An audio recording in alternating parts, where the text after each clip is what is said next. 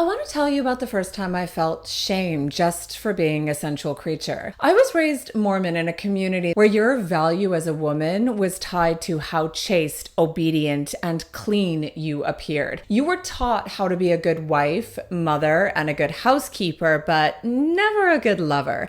Nobody talked about sensuality. Not in church, not in school, not even in marriage prep. You were told not to touch yourself, not to think about sex, don't ask questions, stay a virgin until marriage, and even then, you're supposed to still pretend to be innocent. It was made very clear over and over again that sex and everything about it was sinful. So I internalized that. I tried to be a good girl. I tried to shut that part of myself off, but the truth is, I couldn't. It's in my DNA to be sensual. It's who I've always been. I just didn't have the language or the permission to own it. I remember the boys joking about sensuality, talking openly about touching themselves, and it was perfectly normal for them to talk about it, expected even. But for girls, it was wrong, shameful, disgusting, and unacceptable. So I kept everything hidden. I was scared to be seen as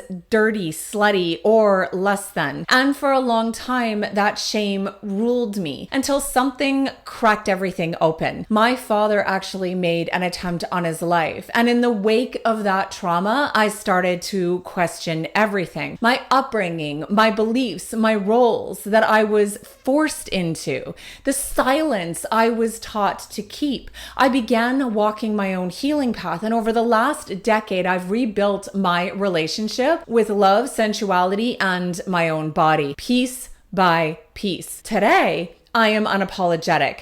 I know who I am. I embrace my pleasure. I have created the most beautiful, conscious relationships from this space of truth. But it didn't happen overnight. It took confronting every subconscious program that said that I wasn't allowed to want, that I wasn't safe to explore, that I had to earn love by playing small. So if you were raised to suppress your sensuality, if you were taught that being sensual made you unworthy, I want you to know something. There's nothing wrong with you. Your desire is sacred. Your body is wise, and you deserve a love that celebrates every part of you. If this resonates, then follow me, because I'm going to be sharing everything that they never taught us about love, about pleasure, and about creating the kind of relationship that finally feels like